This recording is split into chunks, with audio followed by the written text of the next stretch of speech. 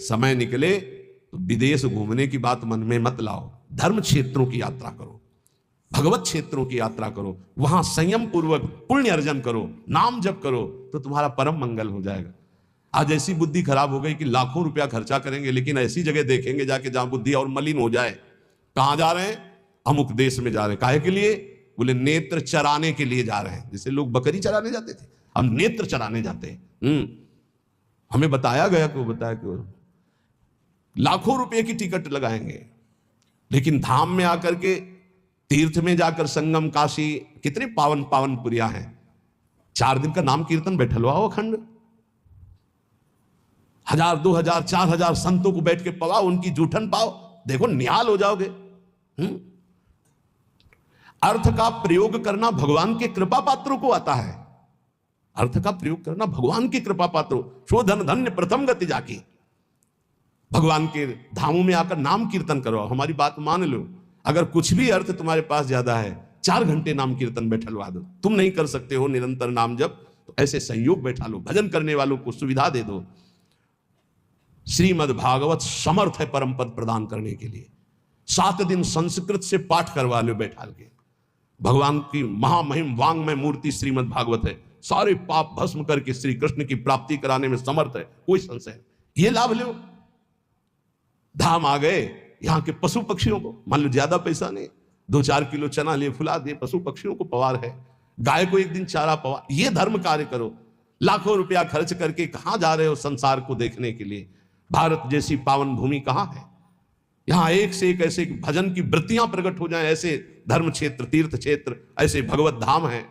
श्रीपाद कह रहे असंख्य जन्म बर्बाद कर दिए, लौटो, एक बार श्रीधाम वृंदावन में आ जाओ। तुम्हारे मोह पास को काटने के लिए समर्थ श्रीधाम वृंदावन सत्संग करा देगा। सत्संग ऐसी कैंची है जो मोह पास का नाश करती है।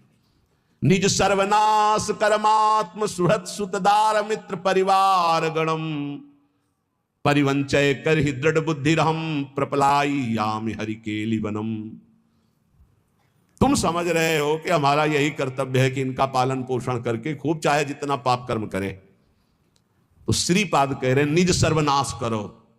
आत्म, अपने आत्मस्वरूप का सर्वनाश करने वाले, तेरी यह समझ में नहीं आ रहा कि तू जिस पाप कर्म से धन कमा रहा है तो ये तेरा सर्वनाश कर देगा।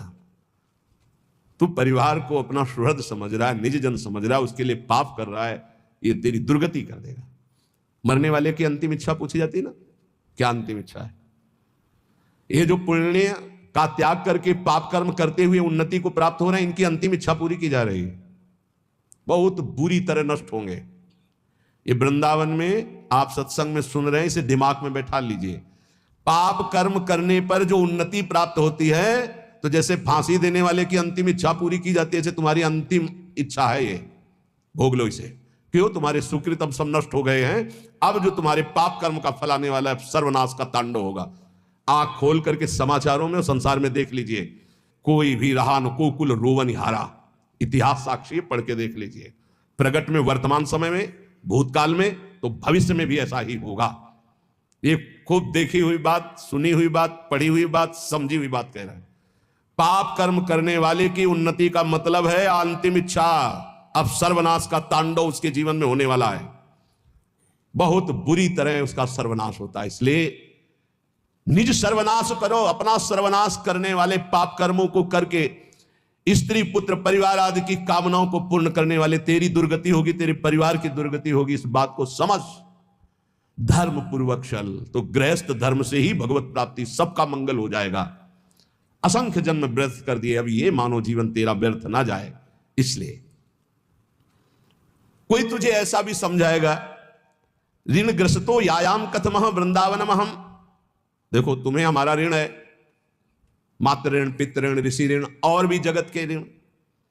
तुम कैसे वृंदावन जा सकते हो? कैसे तुम भजन कर सकते हो? कैसे तुम भगवान की आराधना कर सकते हो? नहीं।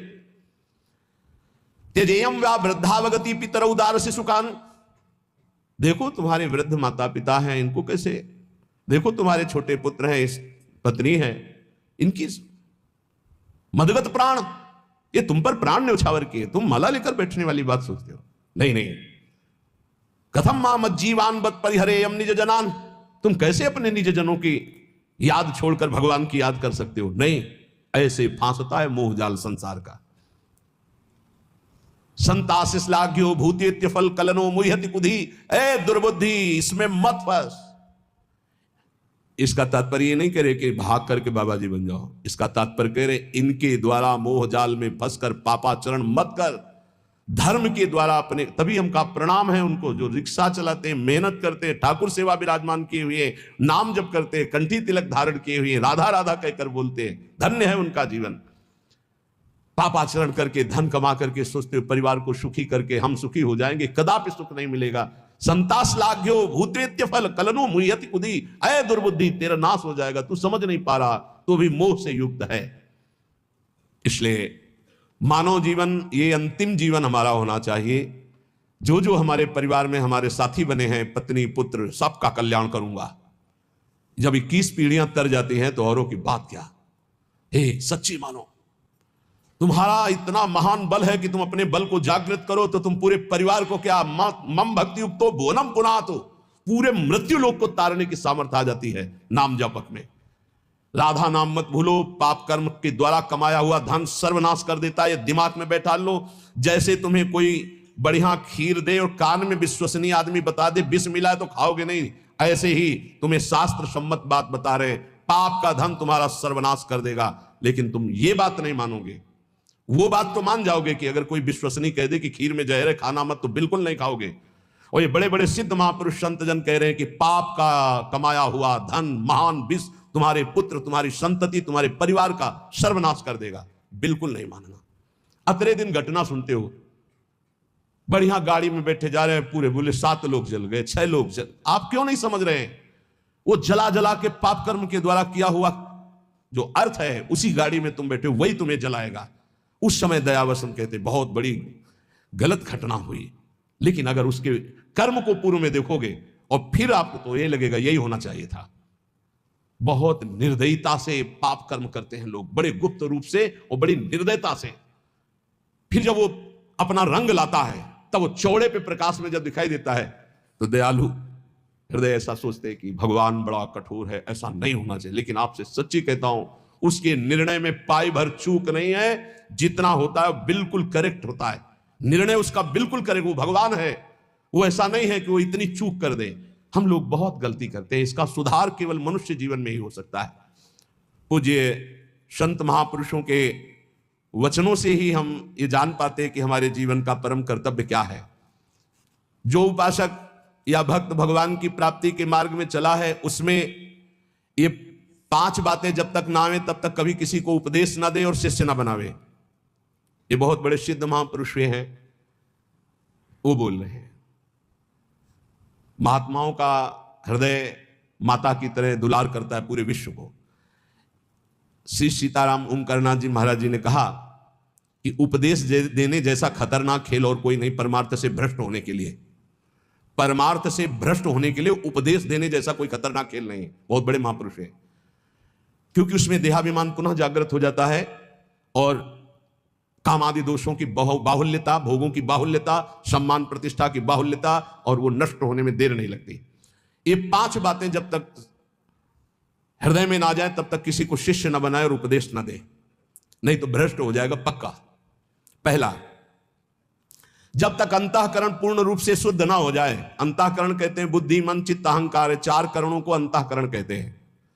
अंतःकरण शुद्ध कब माना जाता है? जब बुद्धि के निश्चय में एकमात्र परमात्मा है, मन में संकल्प विकल्प खत्म, केवल मन सावय मनः कृष्ण पदारविंदयो चित्त मुरारी पादार्पित चित्त वृत्ति अहंकार दासत्व में एक भी विकार जिसके अंतःकरण में उदय नहीं होता, वो शुद्ध अंतःकरण वाला महापुरुष प्रथम उपदेश का पहला अधिकारी। अंतःकरण में किसी भी तरह का कोई भी विकार ना होना, पूर्ण अंतःकरण का शुद्ध होना। दूसरा, जो व्यक्ति, ये हम नहीं कह रहे, बड़े महापुरुष कह रहे हैं, सामने शास्त्र इसीलिए रख के बोलते हैं कि आप ये ना सोचे कि हम कोई मनमानी बोल रहे हैं।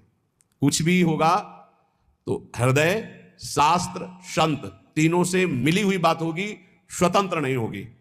कोई भी ऐसी बात यहां से अनुभव युक्त भी निकलेगी तो आप पढ़ लेना, कहीं ना कहीं लिखा होगा। ऐसा नहीं हो सकता कि वो हमारे मनमानी बात हो, क्योंकि हमारा मन बचपन से लेकर अभी तक जिसका स्वाध्याय करता रहा, जिनकी जूठन खाता रहा, जिनके चरणों के आश्रित रहा, वही मन में बैठ के बोलते हैं और कोई नहीं। पहला है उपदेश का अधिकारी कौन, जिसमें 5 बातें हो। पहली बात, अंतःकरण शुद्ध, बुद्धि मन चित्त अहंकार भगवदाकार, एक भी विकार जिसके हृदय में नहीं है। दूसरा, जो व्यक्ति स्वार्थ के लिए उपदेश सीखता है, जो अपनी वासनाओं की पूर्ति के लिए प्रवचन करना सीखता है, वो उपदेशक पक्का भ्रष्ट और दुराचारी हो जाएगा। वो धर्म का निर्वाह करने वाला नहीं होगा, उस समाज को भ्रष्ट करने वाला होगा। ये सिद्ध महापुरुष लिख रहे हैं, इसमें किसी की टीका टिप्पणी करने की बात नहीं। जिसको बुरा लगे तो भगवान को साक्षी करके हृदय में हाथ रख करके देख लेना। महापुरुषों के वचन डंके की चोट से होते हैं। जिसको बुरा लगे वो छाती में हाथ रख के बिहारी जी को साक्षी करके देख लेना कि ये वचन जो निकले हैं ये है हमारे में कि नहीं है, देख लेना। यहां केवल जबान की बात नहीं होती, छाती की बात होती है। जो व्यक्ति स्वार्थ पूर्ति के लिए, अर्थ प्राप्ति के लिए, वासनाओं की पूर्ति के लिए प्रवचन सीखता है, उपदेश सीखता है, धर्म को नष्ट करने वाला बनेगा। तीसरा, जिसने अपनी वाणी में सत्य का अनुष्ठान नहीं किया, जिसने अपने आत्मस्वरूप का बोध नहीं किया, जिसकी वृत्ति निष्काम नहीं हुई, जो जगत से भगवत भाव रूप से संबंध नहीं की, वो बड़े से बड़ा विद्वान भी भ्रष्ट हो जाएगा।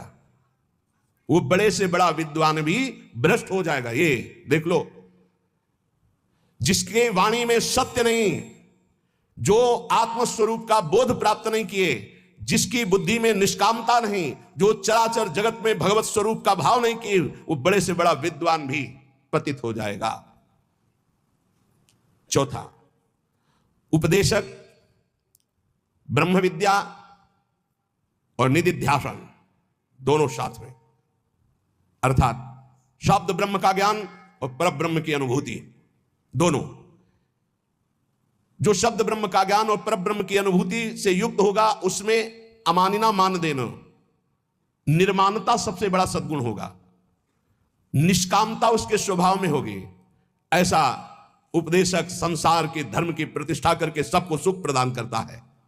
पांचवा, जो स्वयं अपने मन को कृष्णाकार कर चुका है, जो इष्ट के प्रेम में डूबा हुआ है, जिसका केवल इष्ट से दृढ़ विश्वास और संबंध है, जो इष्ट के स्मरण में डूबा हुआ उपदेश करता है, जो दुनिया में एकमात्र परम स्वतंत्र सत्ता श्री भगवान की देखता है, जो सबका परम मंगल करने का उद्देश्य रखकर, केवल उद्देश्य रखकर भगवत चर्चा करता है, उसका उपदेश देना यथार्थ धर्म का प्रकाश करने वाला होगा। ब्रह्मबोध होना शास्त्रों के स्वाध्याय का फल है। भगवत प्रेम होना इस समस्त साधनों और भक्ति का यथार्थ फल है। नहीं सो सब धर्म कर्म जर जाऊ, जहां न राम पद पंकज भाऊ। जब तक प्रभु के चरणों में प्रेम ना हो जाए या तत्वबोध ना हो जाए, तब तक उपदेश नहीं करना चाहिए। ऐसा महापुरुषों का नहीं तो लिखा हुआ है। जो व्यक्ति स्वार्थ के लिए, जो धन के लिए, वासना के लिए, सम्मान के लिए, सुख सुविधा के लिए सीखता है और उसका उपदेश करता है, उसका चरित्र भ्रष्ट हो जाता है। महापुरुषों ने जो कहा है वो अपने अनुभव से कहा है।